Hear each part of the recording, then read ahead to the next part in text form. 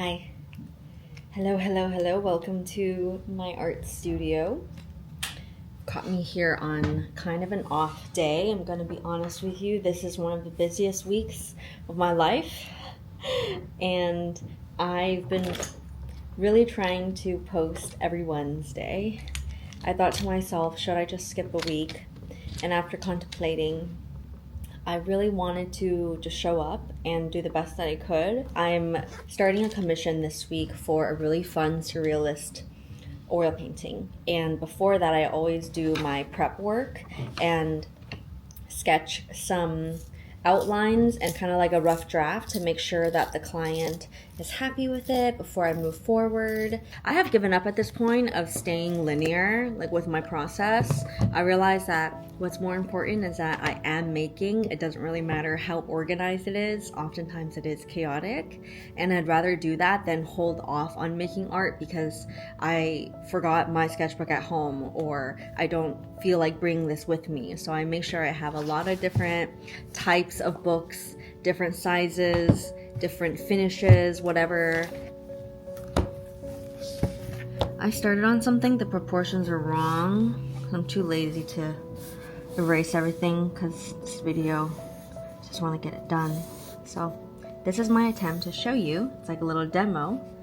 There was like a point of time last year where I rented out a ceramic studio. I had like a desk and I went there majority out of the week, every day almost. That was really nice, and I experimented with different glazing and underglazing paintings, and it really brought my love of painting into ceramic practice. And I somehow came up with the Home is a Feeling mug, where Bambi and Prairie essentially were sleeping across this like really beautiful spread of green rolling hills and meadows, and it was kind of abstracted in the sense that there was like some pink. And since then I've been running with that theme, like that color scheme, and I like being playful and having my cats be really unrealistic scales. So in my surrealist compositions, I oftentimes utilize scale for that dreamlike quality. And this commission is my first one that I have 3 animal subjects. Can you see? The point of this exercise is for me to be able to move from my sketchbook to the canvas with ease if I already have my compositions planted out. When I'm working small scale, like literally this sketch is as big as my palm, and that gives me more control in seeing the big picture. So I can refine some things. For example, I put an organic form in my first iteration up top, and I wanted there to be like some trees or some hedges. And then when I was conversing with the client via email, she gave me a list of fun elements, visual elements that I can add as I see fit, like tulips are her favorite flower, for example. So oftentimes I would request a list of objects so that if I were to sprinkle them out or camouflage them in a landscape, I can draw from a library of motifs that are meaningful. So that's kind of what I did in my commission piece that I did for Kia, like the car company. Yes, if you haven't seen that video, I'll link it. But that was amazing because I had such creative freedom to do what I wanted, as long as I had the model of that car be the protagonist, like front and center. That's all I was requested to do, and then I can make that journey my own. So I showed elements of like when I went to college, the big scissors and ribbons used from my grand opening ceremony. So here I'm using this chance to add in some new details. But keep in mind, when I'm like painting, sometimes I feel possessed by my excitement and my creative flow, and I just add in a lot of different random stuff as the brush just like kind of takes its own life. And I'm like dancing with the brush strokes. And as long as I have a general idea, like to, for example, the curvature of the plants that are organic, and maybe this guy will be a mushroom. So I'm just gonna add some stripes there. It's like a mushroom tree. And then this big kitty, I want them to be really obscured. So I'm gonna add some movement, break up the form here. It's gonna be like foliage essentially. Little butterfly there. And yeah, the rest I'm not so worried about because it's just going to figure itself out as I paint. And that's a really beautiful way to see life if you think about it. It's just to have faith, trust the process. Don't put everything set in stone because then you're missing out on opportunity for something that you can't even imagine yet. Yeah. And lately, that's been happening to me a lot. I have been manifesting a lot of exciting opportunities, or even just like some really kismet meetings with really wonderful people, and feeling like that they came into a time in my life where I was meant to meet them. And I'm so grateful because it truly like leaves me with so much energy and feeling rejuvenated, like after talking with them, spending time with them. So I do feel like I'm on the right path. And I would also recommend that if you are someone who doesn't really plan, I would recommend that you try it out because it's really cool to see how your ideas evolve and pivot and come to life. And it doesn't hurt to be prepared. This is coming from someone who used to want to wing everything. And I've been very humbled by just the world kind of like throwing curveballs at me and realizing, yeah, that it doesn't hurt to create your own process that works for you. Especially, for example, if you're a neurodivergent, what works for you is going to be different than what is taught. Only you will ever know yourself as intimately as you do.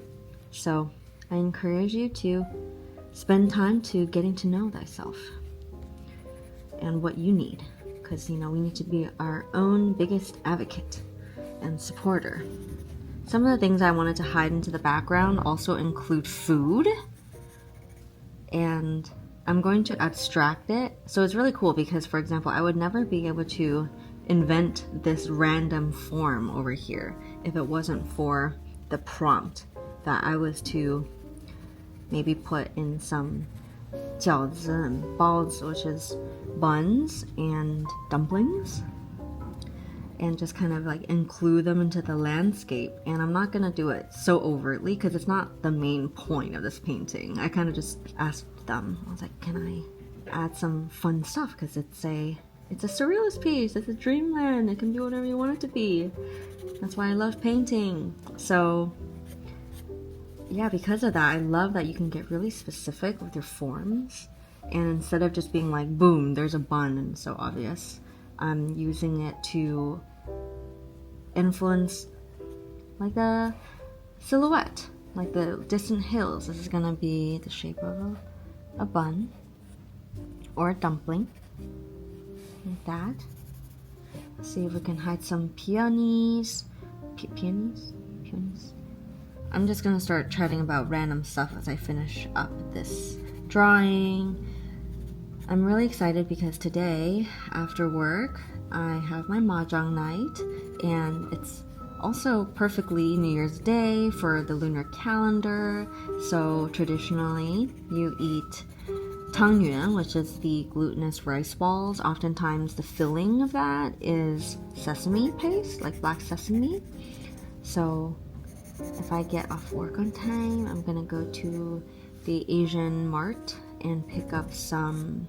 After nearly half a decade, I've been graduated from art school for almost 5 years now. I feel like I'm finally getting a grasp on transitioning into adult life, into regular, not school life. And man, I wonder if it's inevitable just to feel so lost, because it's just such a big change. For the first time in your life, everything is different. And I'm so thankful that I feel like I'm way more grounded in my routine. And yeah, I just feel like I found a sense of purpose and value in my work and where I'm putting my time and energy. And I love being able to juggle so many things, because I would really miss painting or making art if I'm not doing it. But then I wonder if that's the only thing I did, if it would last. I don't know if that would make me burn out. So currently it feels like my antidote to that is to just keep things moving and do a lot of different things. Vary it up, if you will. If you are interested in commissioning me, you can email me and I will let you know my rates. It usually starts from 100 to 150 and above, depending on the size, the scope of the assignment, and the asks. So yeah, if you want it to be for your own home or a gift idea for a loved one, I would be very honored to create a commission painting for you. I put all my heart and soul into this, and especially oil painting is one of my most loved mediums that I have been working on and refining the skill since I was 8, since as long as I can remember. And it's because when I was little, we went to this crazy man's art studio. He was such a wacky person. And we went on there because it was like word of mouth, recommended to my mom by our math tutor. And that person was an artist. He ran his own little academy for little kids and taught us how to do foundational skills. He would yell at us a lot. It was very scary, and it's like something that was so funny because no one would ever really like report him or tell on him. And we would tell our parents, but our parents were like, oh, whatever, like that's life. And then when I was in middle school, the same math tutor, she recommended a different place, and that's where I went for several years before I went off to art school. And that man was a prolific painter. He was very kind, very, very, yeah, to me, like just such a big part in helping me get to where I am today. Like I have my mom and him to thank. You know, my mom dedicated so much of her time, energy, money into this discipline and encouraging me to go for this, especially after I told her I was really serious about wanting to have an art career. Then she's like, hey, if you're really gonna take this huge risk, then you might as well give it all you got and like be good at it. And that's like that is my tip. It's like, you can do it, you just gotta really like get good at it. You can do anything, you know, if you work to improve it. And yeah, it's worth it if you want it. If you don't want it, then I wouldn't say that it's worth it, because then you're just feeling like you're living someone else's life, like you're doing something that you think you should do. So that's my 2 cents on that. This piece is going to be very, very mid-tony, and I'm gonna heavily rely on color to create some outline between different subjects and their edges. You know, your eye kind of pops to certain areas. I think like here. I feel like it wouldn't hurt to make this hill darker, just to like kind of distinguish.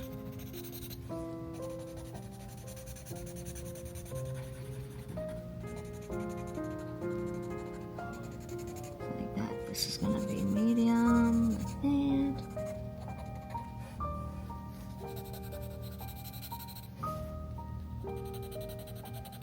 I like that the sun could be rising or setting. It's whatever you feel like, whatever you want. Okay, that is it. I will be vlogging this weekend and this week, so in the next video you will see me work on the painting commission and the process of Heart to Heart Festival. Thank you so much for watching and supporting me and for your interest, and I feel very grateful for you and I'm very blessed.